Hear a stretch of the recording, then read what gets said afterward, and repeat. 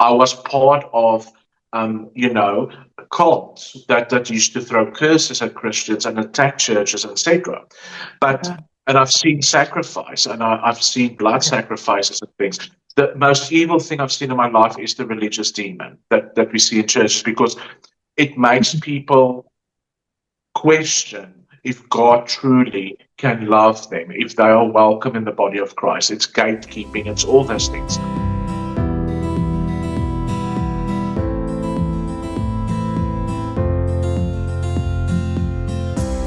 You need to know that God loves you.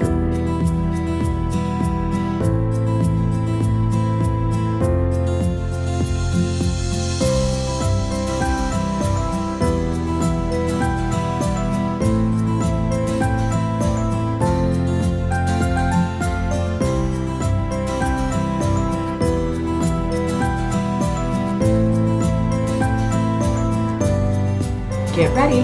Today's show is going to bring you hope. Well, hello and welcome to the Strong Tower Mental Health Podcast. I'm your host, Heidi Mortensen, and I'm so excited to have back with me Rian. Hello, Rian. Hello, it's awesome to be back. I've also watched some of your other episodes with guests since I've been on, and you've got such a beautiful platform. It's amazing. Oh, And I just pray that God grows it from strength to strength, and that you reach people, and that's so important. And thank you for the work you do. It's absolutely beautiful. well, thank you. And I have been equally been supportive of you and watching from afar and even being part of your prayer community and really just admiring your connection with Jesus and what you do from your testimony and Adele's. So if you could, for those who don't know who you are, if you could just give a quick summary of who you are, and then we'll kind of dive into a conversation that I'm excited about. Brilliant. So, for those of you who don't know, my name is Rian Swiegelaar. I was once the co-founder and leader of the South African Satanic Church until May 2022, when I had a radical encounter with Jesus. And Jesus actually came and met me as I was preparing for a satanic ritual. So that was a complete overwhelming encounter and experience. Even though I didn't believe in God and I didn't believe in Jesus, he still came and met me where I was. Mhm. And I said to somebody the other day, it was incredible that whilst I came up against all my sin and saw everything that I've done and who I was as a person, yet there was that unconditional love and the grace of God. So that was an incredible encounter. It was life changing. Since that day, I've been following Jesus. I'm completely sold out to Christ. God has redeemed me from so many things. Mhm. I also had quite extensive experience and practice in the occult and Mhm. in the New Age, the holistic industry prior to getting involved in Satanism. Yeah. So I believe today, if I look back on things in our ministry where we are now, I've been in ministry now for just over 2 years. Mhm. So I'm still very relatively new to it, but God has prepared me for so much. And I believe it's about empowering the body of Christ for times such as this, where we are. And in our ministry, we also support people coming out of the occult and out of Satanism. And we show Jesus to people who would not necessarily think that Jesus is an option for them. So that is me in a nutshell. I just love that. And I really appreciate how you are able to reach people that I wouldn't be able to reach. And and I know you've had a lot of judgment from the church. You've had a lot of people that have questioned you. And that makes me very sad. And that's it, but it's one thing that I'm kind of curious about. Like, how does that happen? How do we get people in the church that they say they love Jesus, but we're so judgmental towards other people. And because I really came from this. I believe everybody's doing the best they can with what they have. And I honestly still think that. So what I do is I then take and I'm like, well, then what's going on? What is, and I just start digging and I'm asking God more questions. So if we're doing the best we can with what we have, what's missing? And I Sure. would, yeah. So, I mean, I have thoughts on it, but maybe you could respond Okay. with your So, initial, yeah. Mhm. yeah, so I've prayed about that so many times, and I mean I spend so much time with God every morning, because it is really what keeps me sane.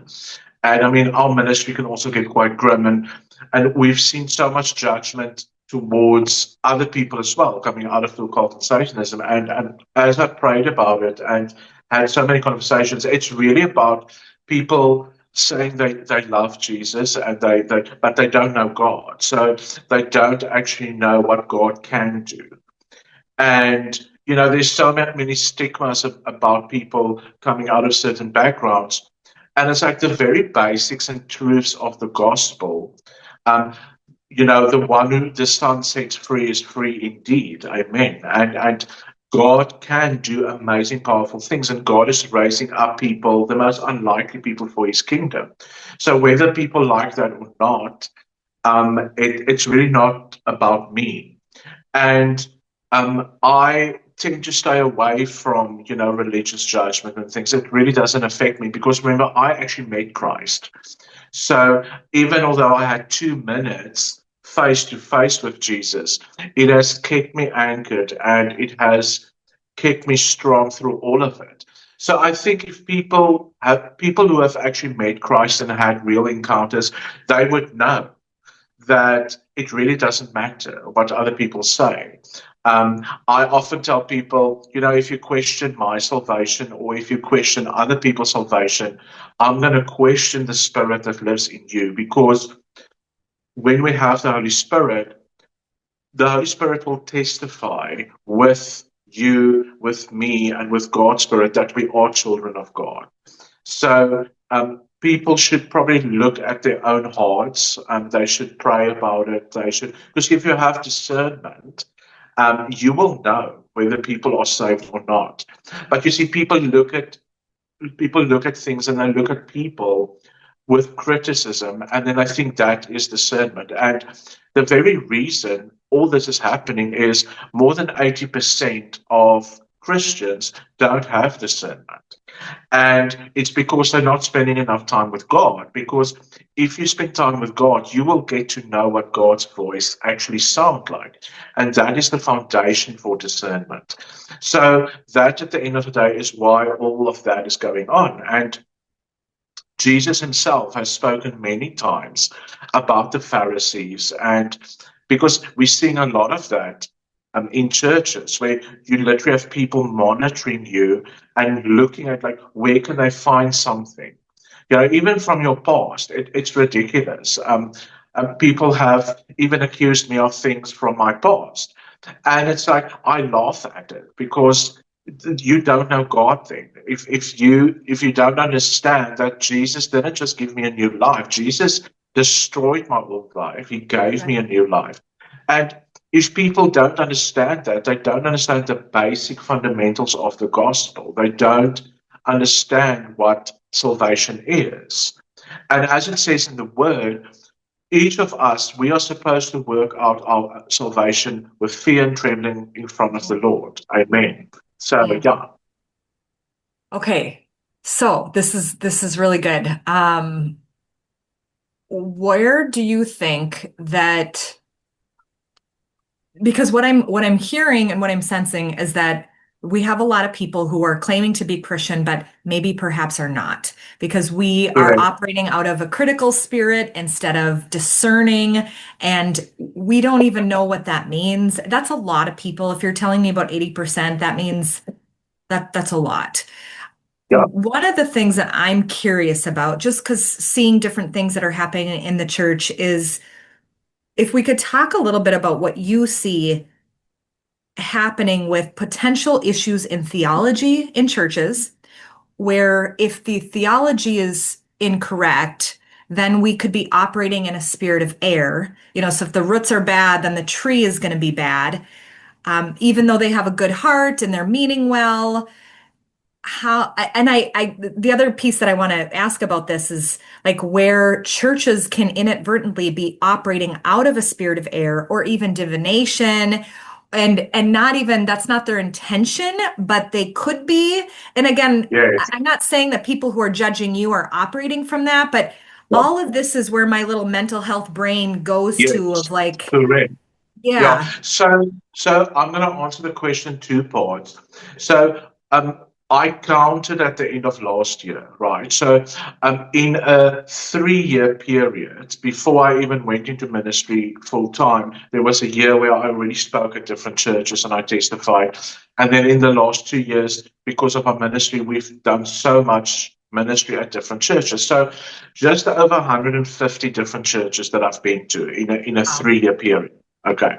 Now, out of those churches, there's 3 of them where I can say for truly that I've experienced the love of Christ or that I've seen the Holy Spirit operate without error or without the religious spirit. And I think it's time we start calling the religious spirit what it is. It's a demon. It's demonic. It is keeping people away from Christ. It Yeah. is more evil and dangerous to the body of Christ than the occult and Satanism can ever be. And because I've been in the occult and I've been in Satanism, and I was part of, cults that used to throw curses at Christians and attack churches, etc.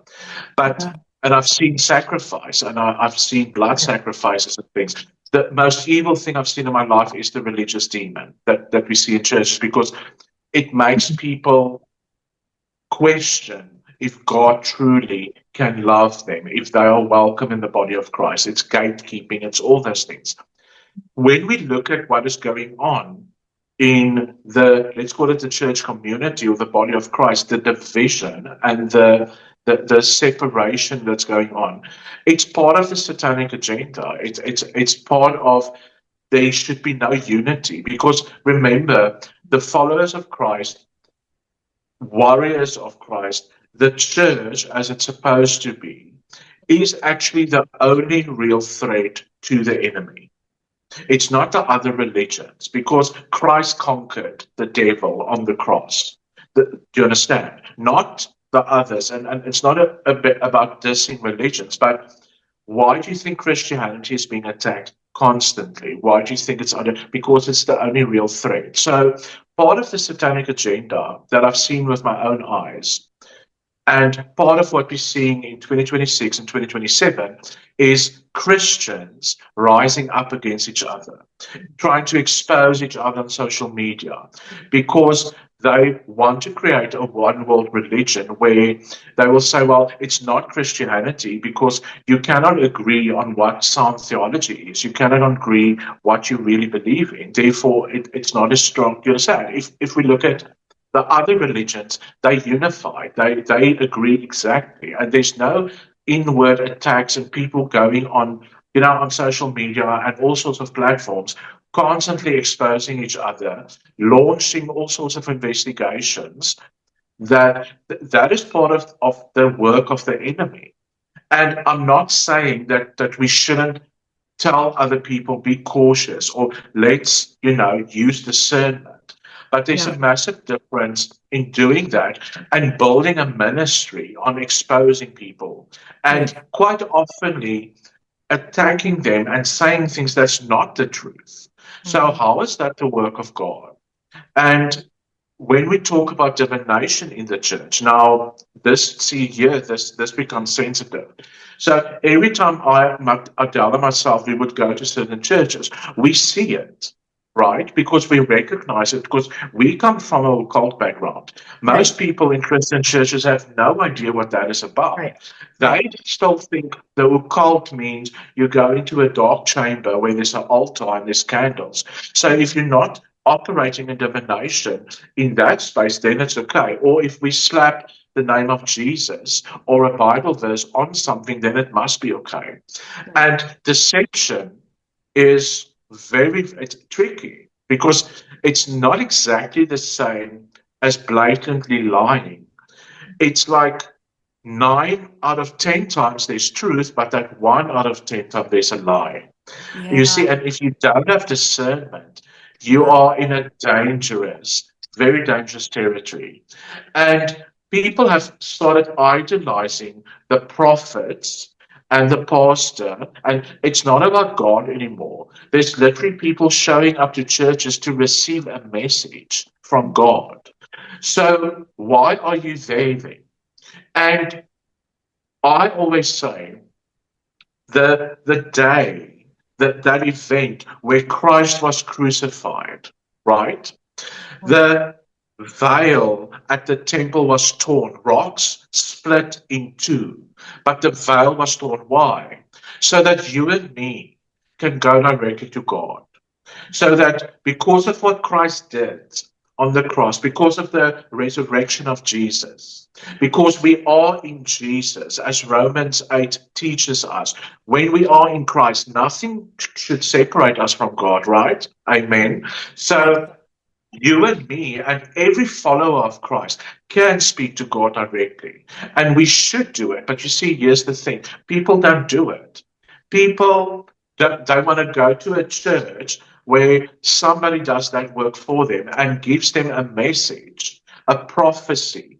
Mhm. Now, what I've witnessed in a lot of churches is that we have to remember a word from God will not put a person into further bondage.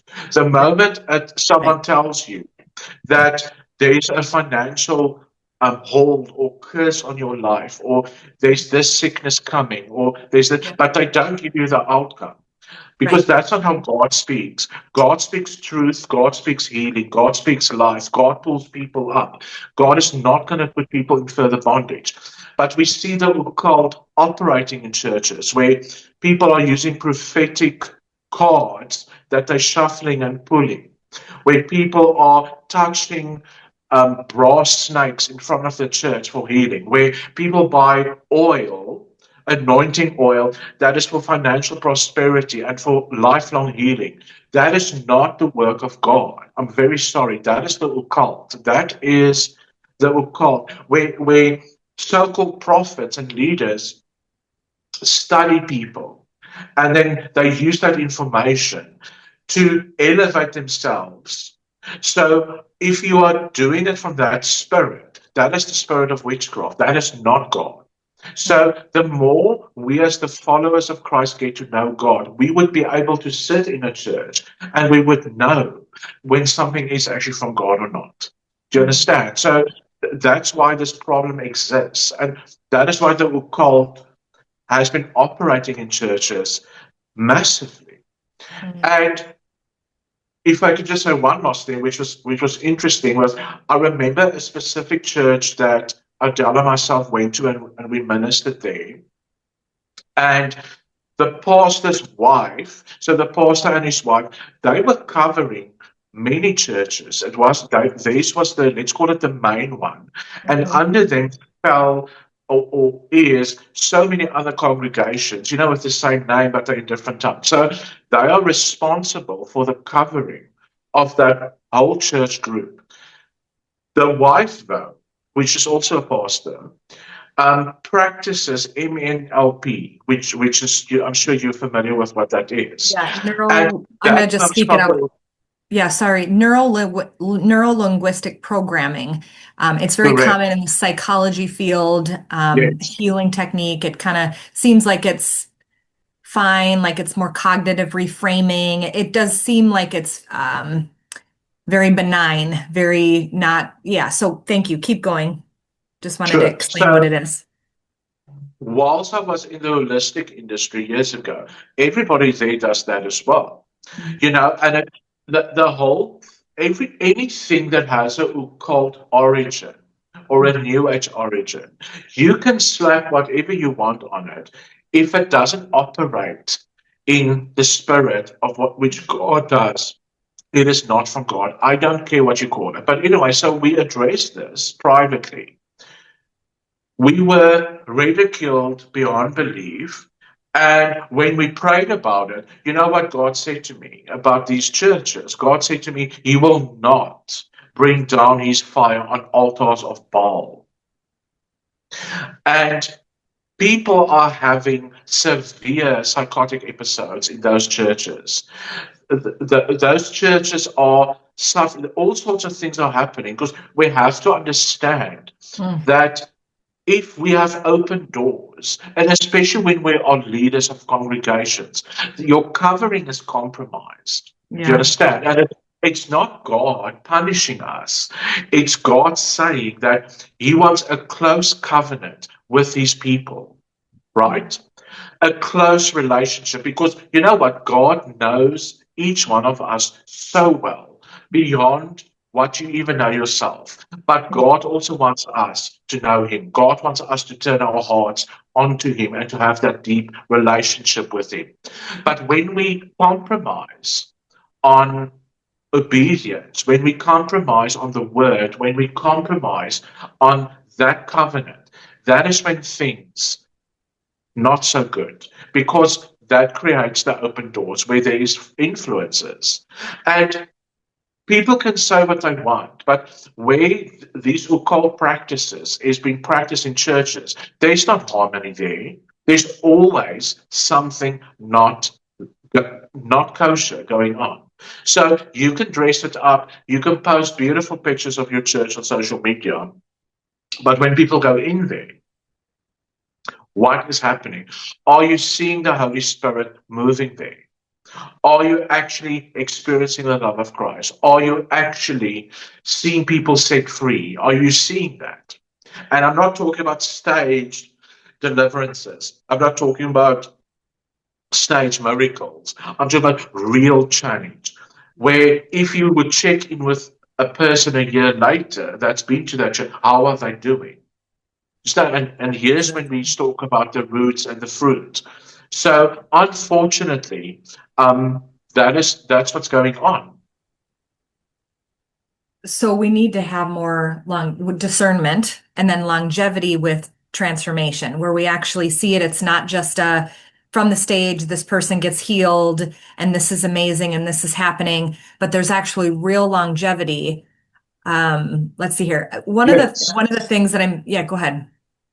So it comes back to firstly identity in Christ. Know who you are in Christ. And again, remember, before I left the Christian church more than 20 years ago, I was at seminary school already. I was so involved with the church world.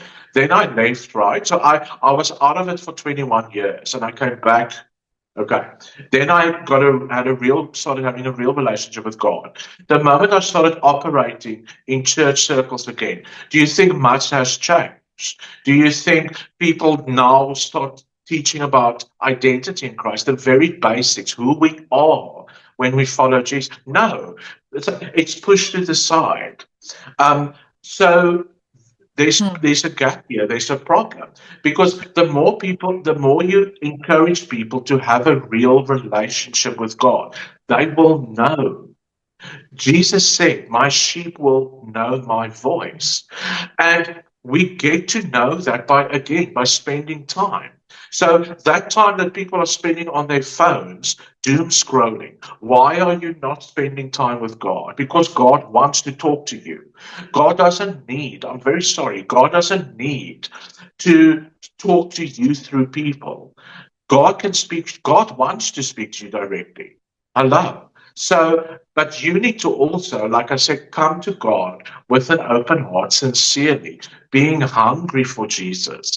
Every time I spend time with God, when I spend time with Christ, in my quiet time, it's like I cannot get enough of it, and I want more of it, and I want more of it. And I love Jesus with my whole being. And we will never, with our human minds, comprehend everything about God. Hello. Because it's the Holy Spirit that is the revealer of the greater mysteries of God. But we have to spend time with him. So wherever I go, I can feel God's love. I can feel Jesus' love. I can feel the presence of the Holy Spirit. And I can represent the kingdom to other people. And that is really for me what it is to be an ambassador. I do not actually care about, because there's thousands of voices, you see. And people forget it. There's thousands of voices that will tell us what the truth is, how we should. But do you hear the voice of the Holy Spirit or not? Because that's the only voice that matters. Amen. Because I know that there's some people that because they're not attached or they didn't have an encounter like you did, that's some of the reasons why they're going to get that word and going to get that encouragement. And we need to get into the Bible. We need to and ask God, I want a relationship with you. Show me where Yes. you are as we're reading. Yes. How can someone stay encouraged if they're kind of basically they're one of those people where they don't quite have the relationship. They're listening to you and they're like, well, I don't have this crazy testimony. I'm just some normal country kid that's trying to do the best that I can. And I'm going to get the prophetic word because I need encouragement. And I struggle when I read the Yes. Bible because it's just words in my head and my brain Yeah. is not reading But it. hello. I Yeah. mean, if the Bible without the Holy Spirit is just 66 letters written by Christians for Christians, it's all it is. It's just letters, right? So if people are very legalistic and they are super religious, they will worship the Bible like many of them do. The Bible is the idol. No, we have to remember that God and the Holy Spirit is above the Word. So, and also, as it says in the Word, if a son would ask the father for a piece of bread, would he give him stone? If he asked him for fish, would he give him? No, no. How much more would God not give you what you are asking for? Think about this. It's a promise. Hallelujah. It's a promise from God, and God is faithful that if you ask me, but you see, people, if you listen to the enemy and you go, but I'm not worthy, I'm not special, I'm not, why would God speak to me? Hello, because we are his children. We are equally loved. So we cannot apply human conditioning and thinking to God because God doesn't operate that way. God doesn't have favorites. God does not have favorites. For God so loved the world. Every person on this planet, whether they're saved, not saved, God loves them equally. It is God's heart for people to have experiences to, and it's God's heart for his children and his followers to have encounters, to have face-to-face encounters. And in the word it says, in the last days, he shall pour out his spirit onto all flesh, right? So we are seeing it. And I've had many Christians come to me and say, I would love to have an experience like you've had. Then I say, but you can. Pray for it. And then they do, and it happens. I'm not the only person who have actually met Christ, but people are, you see, there's such a stigma around it. For people to talk about it. So again, that voice of the enemy, no, it's not possible. It's not. You need to have faith like a child. Knock, and for you shall be opened. Hello, it's all in the word, but we need to understand it. We need to understand that no person is worthy. It is because of God's grace.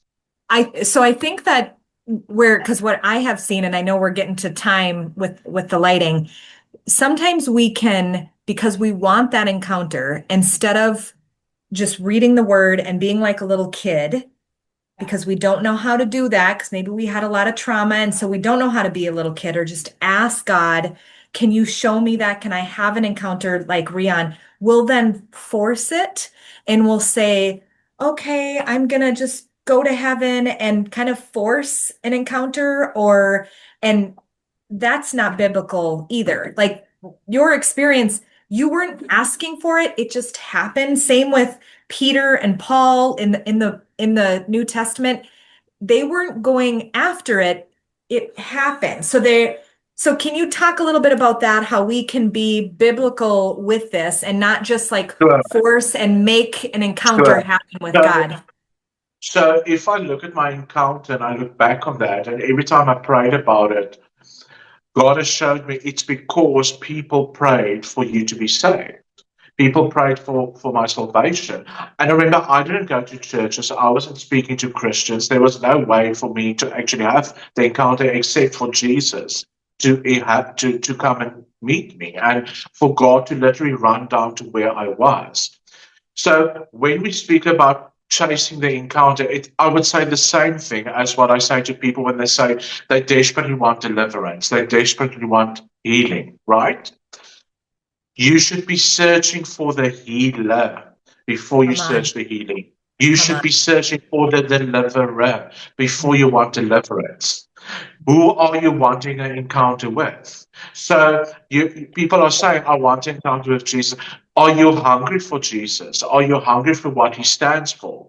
Does your heart truly belong to him? Because guess what, brother and sister, if you say to me that my heart belongs to God, my heart belongs to Jesus, then it means your heart should not belong to you. It actually belongs to God because you've given it, right? And if you have resentment, jealousy, judgment, hatred in your heart, does your heart truly belong to God then? Are you not then preventing the Holy Spirit from working through your heart to pull people into the kingdom? Because I can guarantee you, if your heart belongs to God completely and you want that encounter, you will have it. Why would you not? Do you understand what I'm saying? So people forget the things that they are supposed to surrender to have that full experience. And it's very easy to blame other people and to blame God but God knows best for each one of us what is like he has known you before the foundations of this earth. Hello. So search what are we looking for here when people ask me, I want that encounter. These are the questions I ask them. And quite often, a few months later, they come back and say they get it and they've had that encounter and they've seen Christ and they've had that experience because they had to go and have that renewal and look at what is my intent. And as you rightfully say, how does what I want fit into God's righteousness? And it says clearly, seek first the kingdom of God and its righteousness, and all these things shall be delivered unto you. And it's about what does it mean to search God's righteousness? It means that instead of asking God, God, I want this, I want this, I want that. No, God, Father, what is your will for my life? Father, what is your blessings for me look like within your will? What do you know best for me? Because guess what? Wherever you are, whatever you think you are searching, God has something better for you planned already. God already has experiences for you. But if we are not in alignment with God's righteousness, if we are not in alignment with God's will for our life, we will miss out on that. This is so good. I mean, it's an it's an invitation that it's better than what we think or what we feel. And Much better. as you're talking, at first I was thinking some people could start to get hopeless and think I'm just gonna leave church and not be part of church since churches are a bunch of corrupted people. But I hear your invitation into connect with God on your own and then go to church. Like we shouldn't be Yes. going to church to get something. We need to be getting fed in our own mature faith, and then we can go be a blessing at the church. So Amen. Amen. I've got another question for you about something that I have watched myself is that I think some churches don't even believe that someone like you exists, that you understand the occult and operate in it, that there actually is a satanic church. And even if there isn't a satanic church, Satan's still operating in witchcraft, Yes. in church, so it doesn't need to be officially a satanic church. What do you think is going wrong where churches don't operate in deliverance and inner healing and they just like don't have it? Where do you think that could be impacting some of this or at all? Okay. So I would say if we look at the Great Commission, firstly, if we look at Jesus' ministry on earth, a third of Christ's ministry on earth was deliverance. Hmm. Okay. Christ also gave us the authority to cast out demons. Yeah. We also have victory because of who we are in Christ. As his ambassadors, we have victory over the works of the enemy, and we have the authority to do that work in his name. And at the end of the day, it is Jesus who does that. It's not people, you see. And this is a big mistake that I see in the States, where people think it's a specific minister or a specific prophet or a specific pastor. He does the deliverance. No. No, no, no. Even our ministry, we don't do that. Jesus does that. We show people how to Yeah. surrender and Yeah. how to repent and how to actually Yeah. surrender everything to God. And then Jesus comes in and he delivers people. And we witness that on a daily basis. That's what we do. But we make it very clear that it's not us, it's Jesus. So in churches where people are trying to control other people and outcomes, you don't see that work. Yeah. That's my answer. It's because Yeah. people are not allowing. Because guess what? Jesus wants people to be free. It's God's heart for people to be healed. It's Right. God's heart for people to be delivered, to be raised up. That is, Right. but if we are not operating, what are we doing? Just saying, are we playing church then? Yeah. And if we allow the Holy Spirit to be the CEO of our church, different story. If we hear the voice of God, we will allow these things to happen. And it's the same with people who have children. Think about this. So if you take your child to church every Sunday evening and they witness healing, they witness people being set free, they witness deliverance, they witness real encounters, do you think your child will be able to be recruited for the occult on Monday? Right. No. Think about it. So Right. this is what's going on. This is what's going on. This is what the enemy does not want people to see. So I am not saying don't go to church at all. I'm saying go, but know why you are going. Know you are part of a body. You are the bride of Christ. Yeah. But it's time for the bride to realize that take off your wedding gown and put on your armor. Because we are at war, whether we like that or not. And it's nothing to be scared of. It's about taking authority. It's about praying for our children, our families, our spouses. Pray for your minister. Pray for your pastor. Pray for the people that's unsaved. Speak freedom. Take territory for Jesus. That is what we are meant to do. Take off the wedding gown. We are part of the bride. We are the bride, but we are not at a wedding, love. We are not at the wedding yet. We are at war.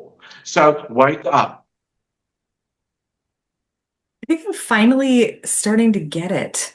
Like there's something that's happening in this conversation right now where I am seeing how we can be attached. Like again, it's hard to explain with words, but we can very much have because we care about relationships. We're in relationships with people, and so we want encouragement. We want something from some other people. So it's learning how to be in relationship while being in connection with a God that you can't see, but is there and is more real than people. And being able to understand that there is literally no church, like we are the church. Like I'm thank you for Amen. this. This is Amen. That's yeah. what the word teaches us. Yeah. This is yeah, and your experience and your testimony helps you to testify so strongly what the word says. And for that, I am grateful because I know it hasn't been easy for you, but I am grateful that you were out here speaking. I think there's many people that have gone through what you've gone through and they don't preach and Yes. teach. They Yes. are just like, They I don't. just gonna No, they're check just out and scared. I'm gonna live in the I country didn't. somewhere. Yeah. Yes. I mean, that's what I wanted to do. Yeah. I ran away for a year after I left. God kept on calling me. And I mean, I'm doing this from obedience. There's many other things I would love to do with my life, like for it. But I have to be obedient to what I'm being called to do. And Yeah. therefore, I know I'm safe as well because that's what God told me. Right. God, after a year of looking over my shoulder, carrying a firearm, all that stuff, God literally had me pull over one evening as I was coming from a church to minister and said to me, Rian, if you are obedient, you are safe. And since that day, I've trusted God completely. I don't look over my shoulder. I don't own a firearm even anymore. I don't lock my house. And I'm not telling people, be wild. I know I'm safe when I Yeah. am obedient to, Yeah. and I'm doing this out of obedience. And that's it. That's really it. I'm called for empowering the bride, empowering the body of Christ. I am not called though to change their nappies, and to change diapers. So a lot of people want to project their religious stuff onto me, and I have to now. No, I don't. I'm not interested. I know I am in Christ. I know what my calling is, and as long as God wants me in ministry, I'll be in ministry, and that's it. That's the end of the story. Yeah. Good. If you what do you like to do for fun though? Like when you do have time, and I mean I know that ministry it can and be fun, but like things that you like to do when it's just like, is it art? Is it creativity? Like what is it It's that you enjoy? photography. Yeah. Ah, Yeah, so years ago, I worked for a magazine for a little bit, but I mean I didn't like commercial work. So I really love taking my camera and going into nature and taking pictures of flowers, and I love, when I have time, I do that. that's And there was a time where I could do that as a career, but again, I'm being obedient to what I'm supposed to do now. And to be honest with you, I know teaching is part of the calling, but I love doing that. It recharges me. I find if I spend a lot of time with people in sessions, and especially facilitating deliverance, it completely drains me. But you have to do it. Where when I teach, it recharges me. I can teach the whole day. I can teach whether it's online or workshops. I that really and to see how it helps people, and to see how the light comes on, and for people to recognize who they are in Jesus and the authority they have, and for them to come back months later and say, "This is how." My life has been changed. This is how my marriage changed. My spouse was suddenly saved. Children who were not interested because I don't, it's not me. I just show people who you are in Christ, the authority you have, that we are warriors, we're effective, we are victorious in Jesus. And that's all of us, really. And whether you've been following Christ for one day or 10 years or 20 years, the Spirit who rose Christ from the dead lives in you. It lives inside of us. So we need to walk in that authority, and we need to start realizing that the kingdom of God, the foundation that we stand on, it's an unshakable kingdom. It's an unshakable foundation. Amen. Amen. So where would you send us?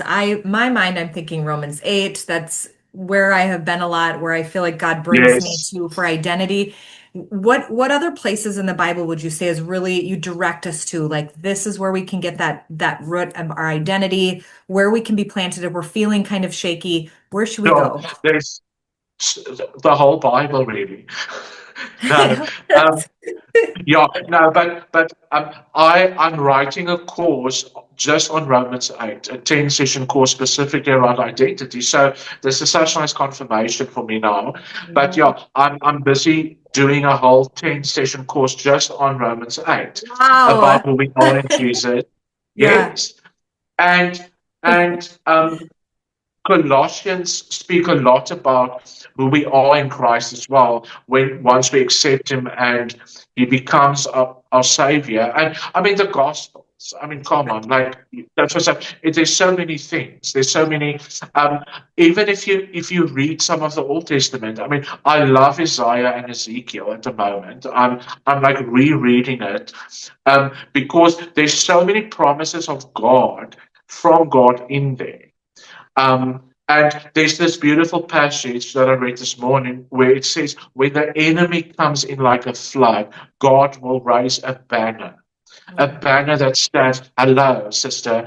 And And when I looked at the Hebrew translation, the original verse, the banner is that strong military stance to show the enemy, this is who we are. We are sons and we are daughters of the King. And again, we carry that authority within us. And it's absolutely beautiful to know we are in Jesus, to know we are as God's children and the authority we have, because we are fighting from victory. We're not fighting towards it. Amen. Amen. Well, yeah, I mean, that's beautiful confirmation that you are writing a book about that. No, So what, I'm or writing a course. Yeah, curriculum? Okay, a course. yeah, Yes. yeah. My Yes. book, and I can finally say this now. We're finally confirmed that Charisma House is publishing my book. So that was the best news last week. Finally, after that. Congratulations. Yeah, and they said it's official now. It's just about signing, but I'm allowed to say that now officially that yeah, Charisma in the US they're publishing my book, Oh, that's and awesome. I am so blessed and excited about it. And it's really about again our authority, how simple deliverance is, why every Christian can do deliverance, and how to do it, Mhm. and that it's really nothing to be scared of and afraid of. Yes. Yeah. Yeah. That's so good. So when will it be out? When can people be? That I don't know. Okay. Okay. So by the time this episode comes out, we could be closer. So I can't promise anything as you're watching this or listening to this interview, but we'll definitely put a link of how people can follow you and get to know more about your ministry. It's still deliveranceforme.org. Yes. Yes, and the four is the number four. So the word Yeah. deliverance, the number four, and then me.org. And they also can find you on Instagram as well. So, is there anything else that you feel like you want to share based on what we've kind of chatted about? Anything No, else that, I yeah, think this was a wonderful conversation. Thank you so much. yeah, thank you. And I would love it if you could pray for the listeners, pray for whatever you feel the Holy Spirit is leading at this time. Absolutely. Let's do that.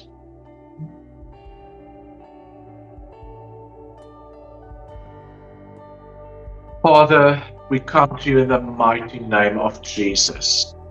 Lord God, I ask you that you are with each and every person watching this, whether they're watching it when it comes out or later, or find this times after that, doesn't really matter, God, that you touch their hearts. Lord God, let your Holy Spirit penetrate their very, very being. Lord God, let the works of the cross and the works of the resurrection manifest in their lives. Lord God, I pray for them. I pray for their families. I pray for their finances. I pray for their friendships. I pray for their jobs, their pets, and their homes. We cover it in the name and the blood of Jesus. Lord God, if there's anybody that does not know you, that is not familiar with the heart of Jesus and the grace of God, Lord, let them get to know you. Let them have encounters, God. We declare it, face-to-face encounters. We pray this in the mighty name of Jesus. Amen. Amen. Well, thank you so much as always. This has been an honor and a privilege to have you. Thank you.